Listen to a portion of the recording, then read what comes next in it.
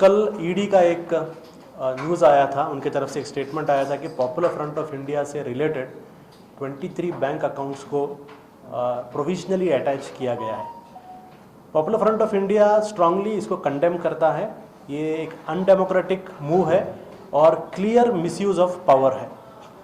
Popular front of India genuinely मानता है कि ये गवर्नमेंट जो है इस तरीके का एक हथकंडा, इस तरीके का एक स्ट्रैटेजी सिर्फ और सिर्फ लोगों को, खासकर अपोजिशंस को, एनजीओ को, एक्टिविस्ट को, पॉलिटिकल अपोजिशन पॉलिटिकल पार्टीज़ को, इन सबको सप्रेस करने के लिए, इनके वॉइस सप्रेस करने के लिए गवर्नमेंट ईडी को एक टूल के जैसा यूज़ कर रहा है। नॉट जस्ट ईडी की तरह जितने भी सेंट्रल एजेंसीज़ हैं, सारे सेंट्रल एजेंसीज़ को भी जो है इस तरीके से गवर्नमेंट इस्तेमाल कर रही है। और पॉपुलर फ्रंट फर्स्ट ऑर्गेनाइजेशन नहीं है, हमारे से पहले भी बहुत लोगों के साथ ऐसा हुआ है, आगे भी होगा। इसमें थोड़े फैक्ट्स आपके सामने मैं रखना चाहता हूं। जैसा आप जानते हैं कि इन्होंने एक नंबर दिया है, फिगर्स दिया है कि पॉपुलर फ्रंट ऑफ इंडिया के बैंक अकाउंट में इतना एक पैसे डिपॉजिट हुए हैं। ऑलमोस्ट अराउंड 60 करोड़ का उन्होंने मेंशन किया है। लेकिन कन्वीनियंटली आप देखते हैं कि over the period of 13 years है, वो एक साल का नहीं है, over the period of 13 years है। पॉपुलर फ्रंट ऑफ इंडिया एक नेशनल लेवल ऑर्गेनाइजेशन है। It's a national wide organisation working in almost 18 states across the country. इतने बड़े ऑर्गेनाइजेशन के लिए जो अमाउंट उन्होंने मेंशन किया है, दैट इज नॉर्मल। लेकिन उसमें फिगर्स को सेंसेशनलाइज करने की कोशिश की गई है। उसमें और एक इंपॉर्टेंट पॉइंट भी जो उन्होंने कन्वीनियंटली इसके अंदर मिस कर दिया है कि ये जो डिपॉजिट्स थे, ये डिपॉजिट्स में एक बहुत बड़ा चंक जो है पॉपुलर फ्रंट ऑफ इंडिया के जो कैलामिटी रिलीफ एंड रिहैबिलिटेशन के लिए popular front of India collection drive करता है। For example Assam flood, Kerala flood, Tamil Nadu flood, Kashmir flood, Muzaffarnagar rights, ऐसे बहुत सारे जगह में जब ऐसे कोई एक कंट्री में मैन मेड या नेशनल कैलामिटीज आती हैं, popular front of India carries out collection drive. और उस चीज़ को भी इन्होंने क्या कर दिया है कि एक इस अमाउंट के साथ ऐड कर दिया है और बड़ा एक नंबर सेंसेशनलाइज करने की कोशिश कर दी गई है। एक बड़ी चीज़ यहाँ पर शॉकिंग बात यह है, क्या ये जो नंबर ईडी ने आप लोगों के सामने रखा, मीडिया के सामने रखा, इसमें कौन सा बड़ा इन्वेस्टिगेशन है? These numbers are open numbers that Popular Front yearly submits to the income tax department. हर साल इनकम टैक्स डिपार्टमेंट में हर एक पैनी को हम लोग अकाउंट करते हैं, हम लोग इनकम टैक्स डिपार्टमेंट में जाके फाइल करते हैं अपना returns.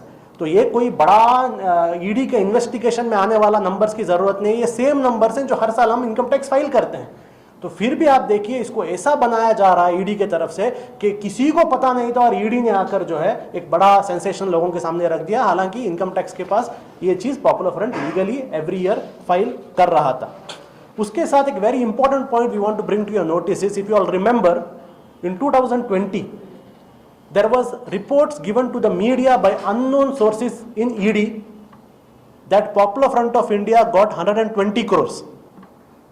All of you might have remembered that. You all asked us many questions that time, that Popular Front को 120 crores आया है as per ED records. अभी ED बता रहा है 60 crore. उसका मतलब क्या है? The same people who said 120 crores are now saying 60 crore.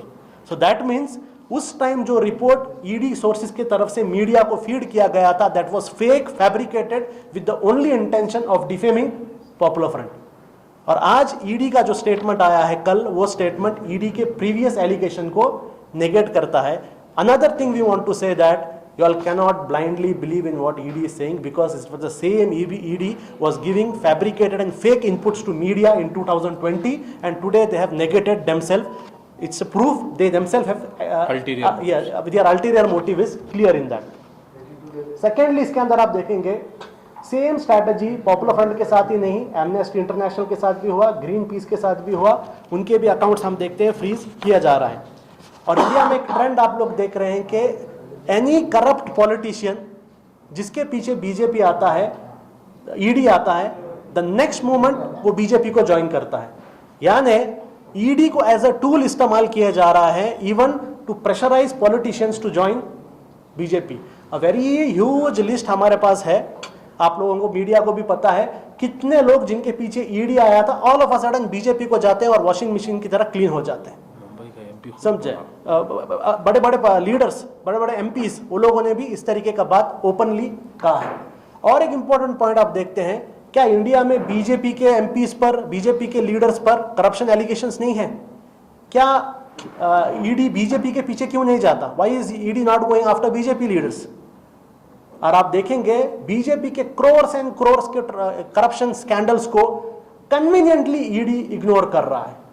इसमें एक पॉइंट वेरी क्लियर है कि ED is acting as a tool of the union government led by the BJP to target any voices that oppose the RSS, that oppose the Sangh Parivar or they oppose the BJP policies.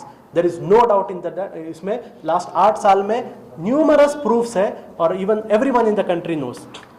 Popular Front of India is being targeted for one major reason is because we have emerged from the marginalized sections. Marginalized sections से हम emerge हुए हैं, हमें fund public करता है और from day one we have a policy that as the people are funding us, so our entire funding is transparent, and that is what I said earlier, each and every penny is accounted through our income tax return. That is our credibility and transparency that we have maintained. ED over 3-4 years PFI के साथ जो ED का रवैया है, कोई rationality नहीं है, कोई लॉजिक नहीं है ED के एक्शंस में। ईडी को ये काम देकर भेजा गया है, पीएफआई को हरास करो। पीएफआई अपने काम में वो लोग बिजी नहीं रहना है, पीएफआई हमें हैंडल करने में बिजी रहना है।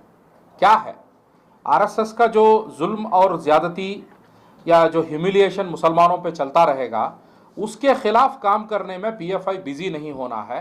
पीएफआई को ये सब एजेंसीज के पीछे पड़ने में ही, एजेंसीज को जवाब देने में, एजेंसीज का जो जुल्म और इन पे जो ज्यादती चल रहा है उस पे ही पीएफआई बिजी होकर रहना है। ये एक टास्क देकर ये सब एजेंसीज को भेजा गया है।